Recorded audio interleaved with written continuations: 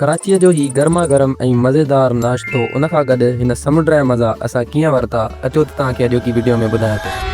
असां पंहिंजो सफ़र सुबुह साण शुरू कयो, जंहिंमें मां पंहिंजे हिकु दोस्त ॾे वियुमि। उन दोस्त खे पाण खां गॾु वठी ऐं बाइक ते निकिरी वियुमि अॻिते ॿिए दोस्त ॾे। अच्छा। उन ॿिए दोस्त जे घर असां वञी रहिया हुआसीं, जंहिं असांखे थोरी लेट कराई उते। उन पंहिंजो दरवाज़ो न पियो खोले, असांजो बोस उन जो इंतज़ारु पियो करे। बोस बि असां गॾु हुयो। बोस असांजो हिकिड़ो दोस्त आहे। इहो सफ़र शुरू कंदे असां बाइक ते वियासीं आयशा मंज़िल में ई कैफ़े भाईजान कैफ़े आहे, उते असां ही पंहिंजो नाश्तो कयो। नाश्ते में असां हलवा पूरी ऑडर कयूं। हलवा पूरियुनि खां गॾु असां ॿियूं बि काफ़ी शयूं ऑडर कयूं। हलवा पूरियूं काफ़ी मज़ेदार हुयूं, पर मूंखे जंहिंजो इंतज़ारु हुयो उहो ही चीज़ पराठो। ही चिकन चीज़ पराठो ॾाढो मज़ेदार हुयो। हिन जी तारीफ़ मूं पंहिंजे काफ़ी दोस्तनि खां ॿुधी, पर कॾहिं पाण ट्राए न कयो हो। त मूं वटि चयो त ट्राए ज़रूरु करिणो आहे, पर जॾहिं मूं ट्राए कयो त वाक़ई हिन जो ज़ाइको जेको आहे ॾाढो ई मज़ेदार हुयो।